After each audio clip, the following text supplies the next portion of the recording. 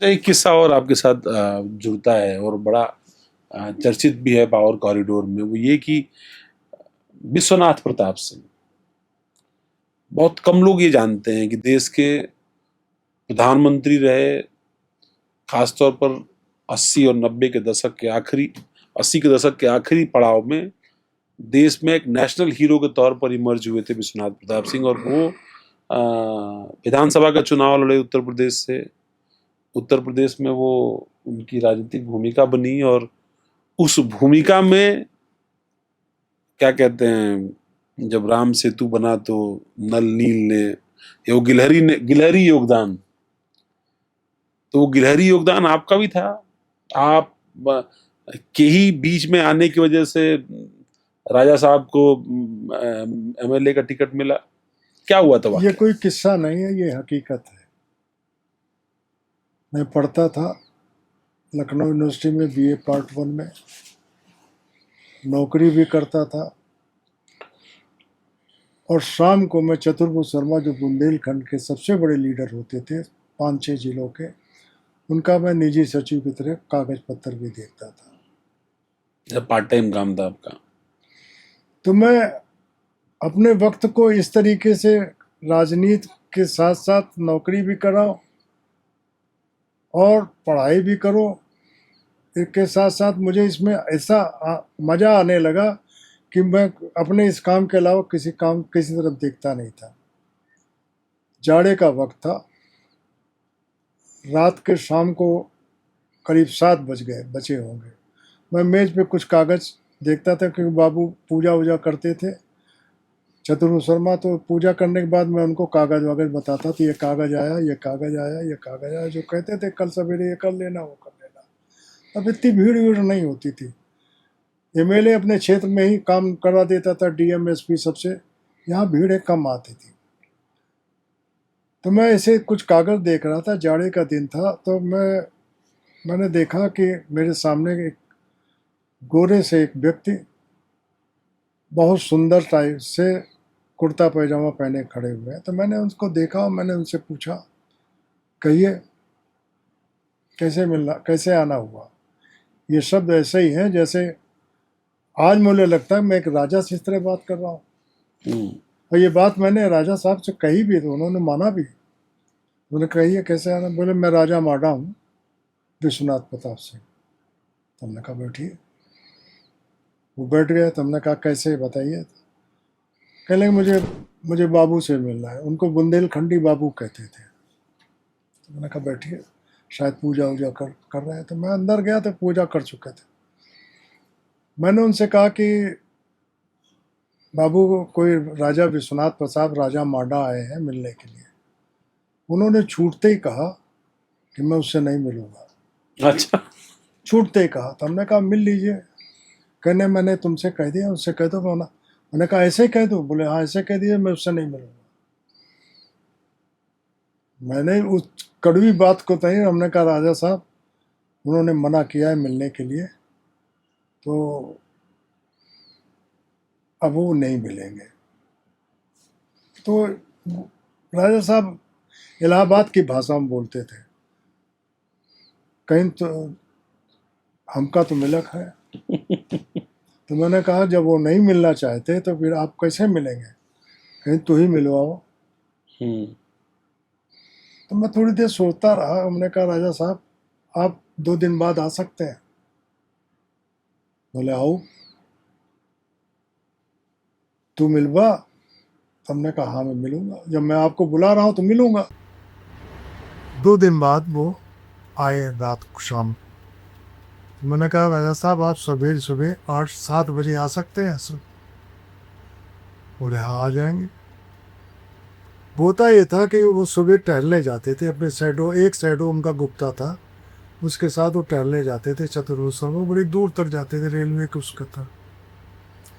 वो 7 बजे आ जाते थे, 6:30 पौने 7 बजे कुंजल करते थे बाहर बैठ के। वही एक समय ऐसा होता था जिसमें मैं उनको मिलवा सकता था।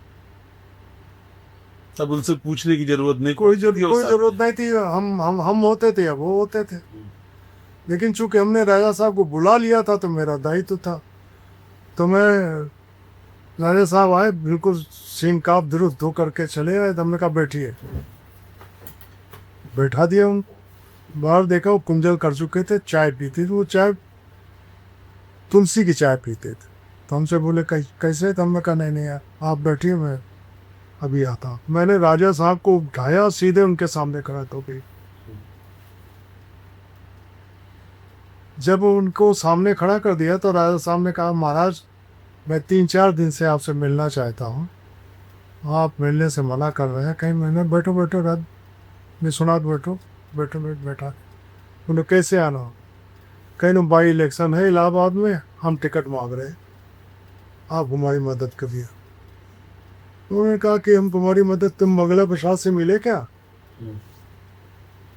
पहले चुनाव टिकट डिवीजन वाइज नेता होते थे, उन्हीं कहने पर छत्रप जिनको बोल सकते सिर्फ जिनको बोलते थे, जैसे बरेली के राम मूर्ति होते थे, इलाहाबाद जैसे एक दौर में मुलायम सिंह ने बना रखा था। राम मुजफ्फर हसन और मंगला प्रसाद। तो कहीं नहीं महाराज, मंगला प्रसाद जी से मिला तो उन्होंने मना कर दिया। तो कहीं फिर भी कैसे टिकट मिलेगा? कहीं आप मेरी मदद करिए। बोले अच्छा ठीक है, हम कोशिश करेंगे, बात करेंगे। चंदवान से मिले तो बोले अब चंदवान कुत्ता, सामने उनका घर था, तो उनका चंदवान कुत्ता से मिलने जा रहा। कहने उनसे मिल। अचानक वो जब जाने लगे तो हमसे बोले, जब सुरेश तुम जरा ध्यान दिए करेगा, कोई बात हो तुमको बताना। तो मैं उनसे छुटकारा बाहर छोड़ने गया, तो छोड़ते सेकंड तो हमारी मदद कर सकते, बाबू को तो समझाओ। हमने कहा मेरी हैसियत ये नहीं। उसके बाद 2 दिन की बात है, देखा मंगला प्रसाद जी आ गए, तो मैं जानबूझ के दोनों की बातचीत में खड़ा हो गया था। लेकिन इतना जरूर है कि कोई हमको मना, चतुर्भुज शर्मा हमको मना नहीं करते थे कभी। उनकी बात सुन रहा था मैं। उन्होंने कहा कोई राजा माडा है मंगला, वो मुझसे मिलने आया था, टिकट मांग रहा, टिकट लड़ रहा। फिर मैं तो उनका विरोध करूंगा। जब मंगला प्रसाद ने कहा कि मैं विश्वनाथ प्रताप सिंह के उम्मीदवारी का विरोध करूंगा। कहने लगे मैंने मुझसे मिलने आया था, मैंने कहा था मैं तुमको टिकट लेने नहीं दूंगा। मंगला प्रसाद कहाँ से विधायक या सांसद? जो अरे इलाहाबाद के थे वो। अच्छा, इलाहाबाद कैबिनेट मंत्री थे मंगला प्रसाद। वो नहीं चाहते होंगे उस इलाके में कोई दूसरा ठाकुर नेता। तो उन्होंने कहा क्यों? तो उन्होंने कहा मैं किसी अपने वर्कर को टिकट दिलाऊंगा, हमें राजा रजवाड़ों को टिकट नहीं दिला। ये शब्द। और तब तक विश्वनाथ प्रताप सिंह कांग्रेस में थे या नहीं थे? कांग्रेस ज्वाइन कर लिए थे। बोले राजा रजवाड़ों को मैं टिकट नहीं दिलवाऊंगा, मैं अपने किसी कार्यकर्ता को टिकट दूंगा। बात तो बोले देखो एक बात समझ लो, इंदिरा गांधी जो है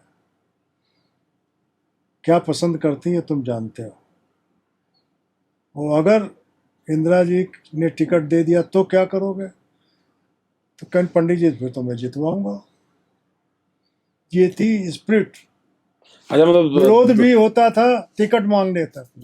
अगर प्रत्याशी हो गया कांग्रेस का तो उसको जितवाने की और ये विद इन डिस्कशन में हो रहा है, विद इन डिस्कशन हो रहा है कि मैं फिर जितवाऊंगा उसको। मतलब पार्टी ने अगर सिंबल दे दिया, उम्मीदवार बनाते तो जिताना ही है, तो मैं जिताऊंगा, लेकिन तब तक नहीं बनने देना, तब तक इसको टिकट नहीं लेने देना। मैं सुनता रहा, मैं कोई बात नहीं। शाम का वक्त था, मैं अपनी नौकरी से चला आ रहा था, बटलर पैलेस के पास हमारा दफ्तर था फूड कॉरपोरेशन का। मैं साइकिल मेरे पास थी, मैं साइकिल से चलता था, कहाँ हजरतगंज, कहाँ पानदरीबा। तो मैंने देखा राजा साहब रॉयल होटल से पैदल चले जा रहे हैं। तो मैं एकदम झट से उनके करीब गया, उतरा, उनका राजा साहब सुनिए। हमसे बोले कोई खास बात? हमने कहा हाँ हाँ। तो उनको अलग हाथ पकड़ के ले गया। तो मैंने कहा उनका ऐसी बात है, अब आप इंदिरा जी पे जोर करिए, बाकी अब आपका काम खत्म हो गया। कहीं सुरेश अच्छा किए, मैं जाना चाह रहा हूँ दिल्ली, लौट के मिलेंगे। नतीजा ये हुआ वो टिकट पाए और MLA हो गए।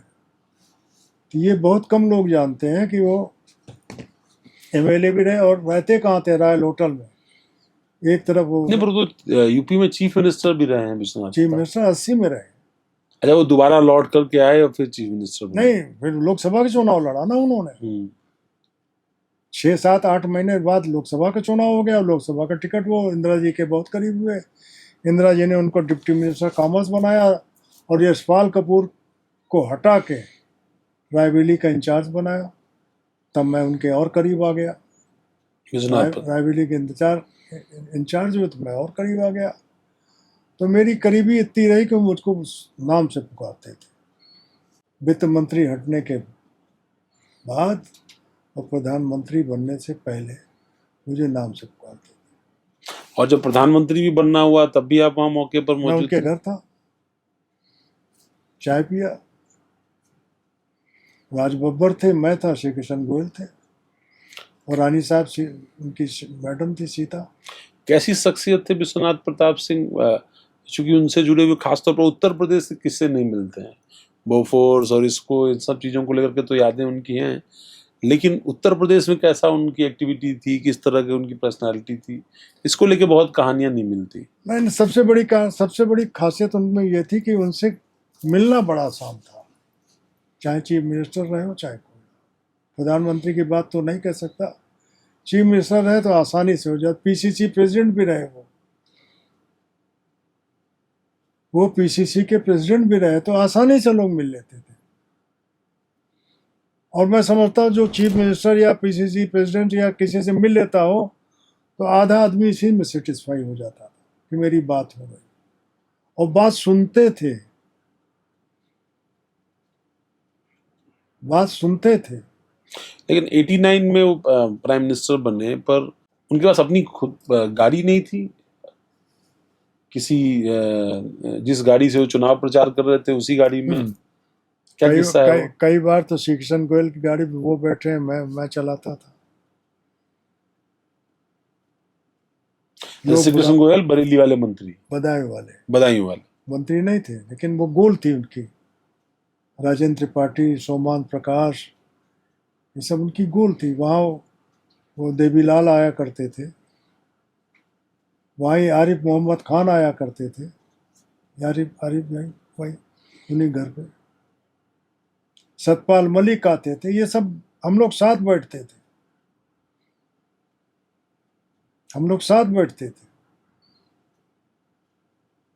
एक बार ऐसा ही हुआ कि जब वो खाली थे तो धीरे धीरे जब भाग्य कुछ देने लगता है तो समय बदलने लगता है। तो उनका कुछ समय अच्छा ही आया तो लोग पहली मीटिंग उन्होंने हरिद्वार की तय किया। हरिद्वार वाला आए तो उन्होंने कहा कि राजा साहब आपको चलना है। तो उनकी आदत थी जो आवे कि आपको वहाँ चलना है तो चलब, जैसे आपने कहा कि अब रामपुर चलना है तो चलब। तो उनके पीएस थे जो सबसे करीब थे, एसएन सिंह देखा हो कागज रख ले, इनके यहाँ चलक है।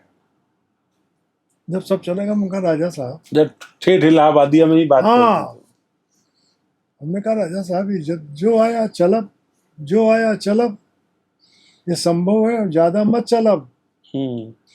वो नहीं चलाई दे। हाँ, हम ज्यादा ना चलब, देख लिया करिए कहीं तुम हमने कहा नहीं, गोयल साहब देखेंगे सब। तो गोयल साहब इसको देखने लगे। तो जो पहली मीटिंग इनकी वहाँ हुई हरिद्वार में, वो बड़ी भारी मीटिंग थी। वो एक संदेश दिया, उसी में संजय सिंह ने इस्तीफा दिया। अमेठी वाले उनका कांग्रेस से इस्तीफा लेके संजय सिंह ही गए थे, तभी कांग्रेस से इस्तीफा हुआ। अरुण नेहरू थे, आरिफ थे, सब। बहुत बड़ी मीटिंग थी, बरसात थी और रानी साहिबा हमारे साथ गाड़ी में बैठी थी, बरसात हो रही थी, गाड़ी में बैठे थे, भयंकर सब होता। तो वहीं से सोमांस के यहाँ से चिट्ठी लिखी इन्होंने कांग्रेस से इस्तीफे की। वो साली वो और संजय सिंह रात ही को गाड़ी लेके चले गए इस्तीफा सबमिट के, राजा साहब का कांग्रेस से इस्तीफा। वहां से एक दूसरी यात्रा, वो ऑपरेशन लोटस, बोफोर्स जो कह लीजिए। फिर वो इशू तो बोफोर्स का ही था। वित्त मंत्री रहते हुए इस्तीफा लो, बोफोर्स के इशू से ही वो प्रधानमंत्री हो गए।